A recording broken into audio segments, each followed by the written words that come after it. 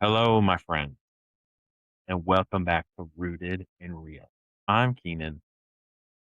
So last time we talked about loneliness and the crisis of connection, and this time we're going to talk about something I see a bunch, and that's called high anxiety or high functioning anxiety. I see it in counseling, leadership, marriage, parenting, ministry, high professional life, high functioning anxiety. But we should start with this. Some of the most anxious people don't really look anxious. They look successful, responsible, disciplined. They look dependable. They look calm. And they even look like they have it all together. But internally, on the inside, their mind is racing. Their body is tense. Their sleep is off. Their stomach is tight. Their calendar is full. Their soul is tired. So their thoughts just never stop. And they're admired by people who have no idea how much pressure they feel. That's what we're talking about today. Now, clinically, technically, I want to be precise and I want to be clear. High functioning anxiety is not a formal DSM diagnosis. It's more of like a common phrase people use to describe anxiety that hides behind performance. So the Mayo Clinic, you've heard of the Mayo Clinic, describes it as anxiety symptoms that may go unnoticed or undiagnosed because the person keeps functioning and gets skilled at covering the symptoms. So we're not using the phrase carelessly. We're talking about a real pattern. A person may not be functioning externally while suffering internally. They may be functioning externally while suffering internally. And that matters because functioning is not the same thing as flourishing. You can be productive and not be peaceful. You can be successful and not be well. You can be admired and not feel safe. You can be needed and not feel known. You can be responsible and still be running on fear. That is the tension. A lot of people do not recognize that their anxiety don't recognize their anxiety because their anxiety has been rewarded. Think about that. Their anxiety made them prepare. Their anxiety made them perform. Their anxiety made them anticipate problems. Their anxiety made them work harder. Their anxiety made them say yes. Their anxiety made them avoid mistakes. Their anxiety made them look dependable. Their anxiety helped them get that promotion, helped them get that raise, helped them get that job. It has served them. So eventually, they start calling this anxiety my work ethic. They start calling fear being responsible. They start calling over functioning excellence. And this is where it gets tricky because responsibility is good, excellence is good, diligence is good. Colossians, Paul writing the Colossians, 3:23 says, whatever you do, work at it with all your heart, as working for the Lord. This is not an episode against hard work. Absolutely not. This is not me saying, care less, do less, stop trying. Absolutely not. The issue is not effort. The issue is what is driving the effort, the why. Are you operating from a place of peace or a place of pressure? Are you moving from a calling or fear? Are you being faithful or are you trying to earn safety through performance? That is the question. Because anxiety can disguise itself as responsibility. And when anxiety disguises itself as responsibility, it becomes very hard to change. You tell yourself, I'm just being prepared. I'm just making sure. I just have high standards. I just do not want to let anyone down. I just need to think through every possible outcome. I just need to do this. I just need to do that. And sometimes, yes, preparation is wisdom, but sometimes preparation becomes rumination. Wisdom plans and releases. Anxiety plans and reverses. Wisdom says, here's what I can do. Anxiety says, but what if that's not enough? Wisdom has limits. Anxiety does not. And that is one of the clearest signs that anxiety is driving the bus. There is never enough. You did the work, but your mind says, what if you miss something? You apologize, but your mind says, what if they're still upset? You sent the email, but your mind says, what if that sounded wrong? You finished the project, but your mind says, what if they think it's not good enough? What if they don't like it? You're home with your family and your mind is still at work. You are at work, but your mind is worried about home. You are praying, but your mind is planning. You are resting, but your body feels guilty. That is high functioning anxiety. It is not always loud on the outside, but it is certainly loud on the inside. The NIMH describes generalized anxiety disorder as worry that is difficult to control and often comes with symptoms like restlessness, fatigue, trouble concentrating, irritability, muscle tension, and sleep problems. And many high functioning anxious people know those symptoms well. They're tired but wired. They are productive but tense. They are present physically but mentally somewhere else. They're doing a lot but enjoying very little. Now, one of the biggest thought patterns underneath this is what I call I have to think this. I have to get this right. I have to keep everyone happy. I have to be strong. I have to respond immediately. I have to say yes. I have to be impressive. I have to avoid disappointing people. I have to be the one who holds it together. I have to do this. I have to do that. I have to make this much money. I have to please this person.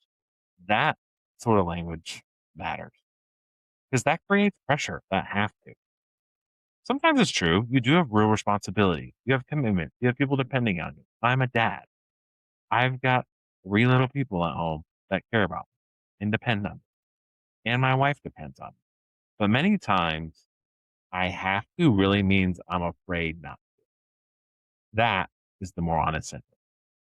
I have to say yes because I'm afraid they'll be upset if I say no. I have to be perfect because I'm afraid of criticism. I have to stay busy because I'm afraid of feeling behind. I have to keep everyone okay because I'm afraid of conflict. I have to handle this alone because I'm afraid of looking weak. That shift is powerful because anxiety loses some of its authority when you tell the truth. So here's a practical tool. You hear yourself saying, I have to blank, I have to this. Pause and ask, is this a true responsibility? Is this a fear? Is this an expectation I picked up from someone? Is this something God actually is asking me to carry? Because not every demand is your assignment. Not every expectation is from God. Not every urgent thing is an obedient thing. And some of us are exhausted because we have been more submitted to pressure than to God. Now let's talk about perfection. Because high functioning anxiety and perfectionism often travel together. I want to make sure that we make the distinction. Excellence and perfectionism are not the same thing. Excellence says, I want to do this well. Perfectionism says, if I do not do this perfectly, something bad will happen. Excellence can be rooted in love, stewardship, and growth. Perfectionism is often rooted in fear, shame, and control. Excellence is flexible. Perfectionism is rigid. Excellence, perfectionism condemns. Excellence says, I made a mistake. What can I learn? Perfectionism says, I made a mistake. What is wrong with me? And for a lot of high functioning anxious people, perfectionism does not feel like a problem. It feels like protection. If I am perfect, I cannot be criticized. If I'm perfect, I will not be rejected. If I'm perfect, I will be safe. If I'm perfect, I will finally be enough. But here's the truth. Perfectionism never gives you peace. It only moves the finish line. It moves the goalpost. You do one thing well, and immediately your mind says, now keep it up. You accomplish one goal, and your mind says, now prove it again. You get approval, and your mind says, do not lose it. That is exhausting. And spiritually, rushing. You can't maintain that forever. God has not called you to be flawless. He has called you to be to faithfulness. In Corinthians, 2 Corinthians 12:9 says, my grace is sufficient for you, for my power is made perfect in weakness. That means weakness is not where God leaves you, but is often where you finally stop pretending you are God. Some of us are not just tired because we have a lot to do. We're tired because we're trying to be omniscient. Why not omniscient? We want to know every outcome. We're trying to be omnipotent. We want to control every variable. We're trying to be omnipresent. We want to meet every need, answer every message, be everywhere, keep everyone okay. But the reality is, you're not God. And that's not an insult. That's just freedom. You have limits because you're human. You need sleep because you're human. You need help because you're human. You need boundaries because you're human. You need rest. Psalm 46:10 says, be still and know that I am God. Notice what that verse does not say. Be still and know that you are impressive. It doesn't say, be still and know that you have everything under control. It says, be still and know that I'm God. Stillness confronts the illusion that everything depends on you. And that's why rest can feel so uncomfortable for anxious high performers.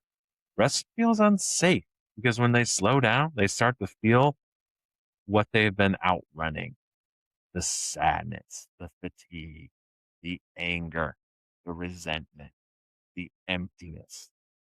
Who am I if I am not producing? This is why some people do not really rest. They just switch forms of stimulation. They stop working, they scroll, they turn off the laptop, turn on the noise, they leave the meeting but keep mentally rehearsing. They sit on the couch but cannot be present. Their body stops moving, but their nervous system does not. So we have to practice rest in small reps. Not a dramatic life overhaul, small reps.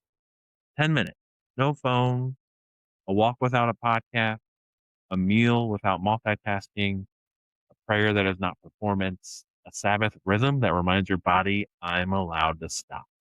And listen, for some of you, rest will feel uncomfortable at first. This does not mean it's wrong. It may mean your nervous system is learning something new. Now, another major part of high functioning anxiety people is pleasing.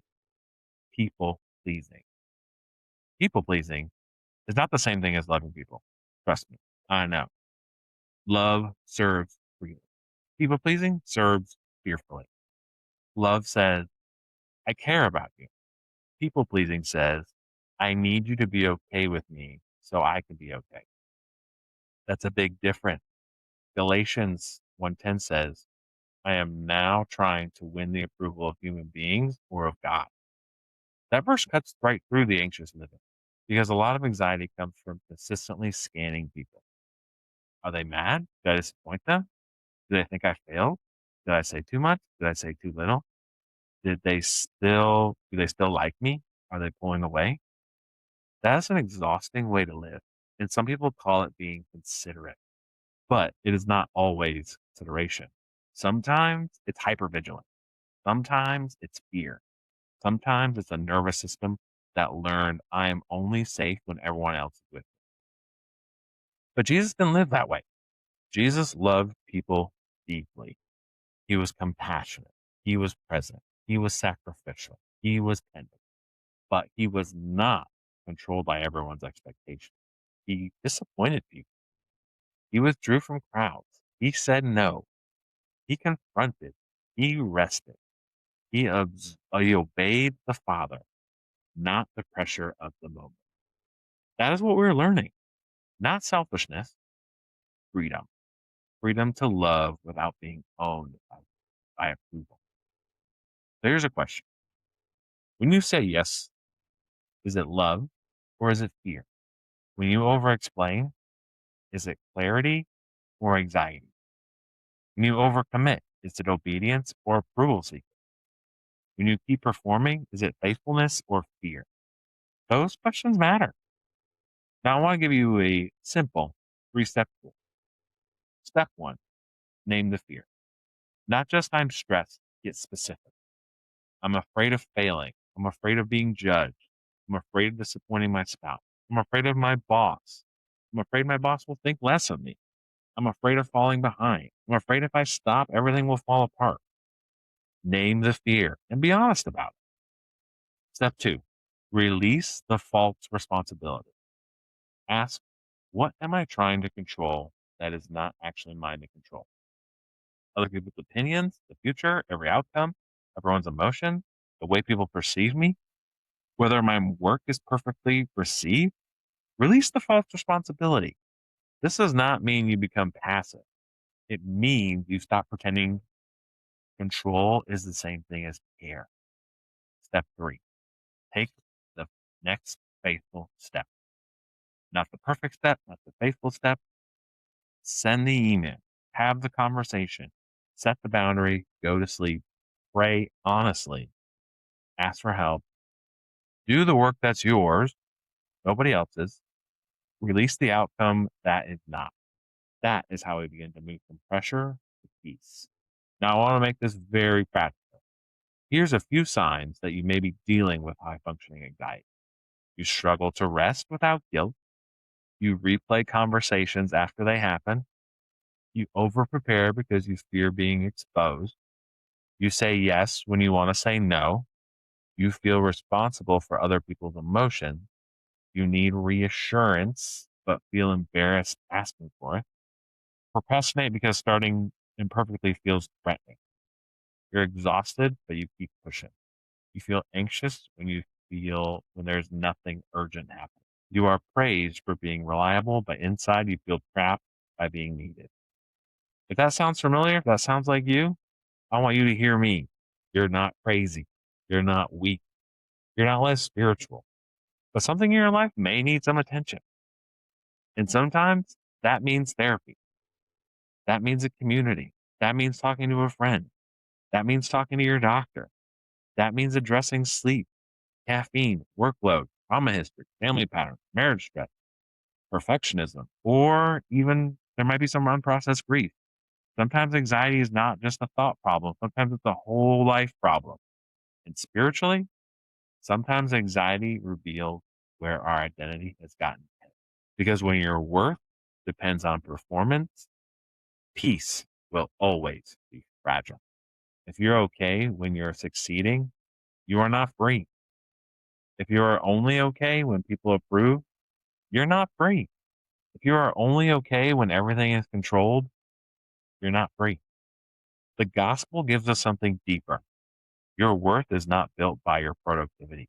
Your identity is not held together by your performance. Your life is not sustained by your ability to control every outcome. In Christ, you are loved before you produce. You are held when you are weak. You are invited to cast your cares, not decorate them. 1 Peter 5:7 says, cast all your anxiety onto him because he cares for you. Not because you handled it perfectly, because he cares for you. Philippians 4 tells us not to be anxious about anything, but in every situation, by prayer and petition, with thanksgiving, present our requests to God. And the peace of God, which transcends understanding, will guard our hearts and minds in Christ Jesus.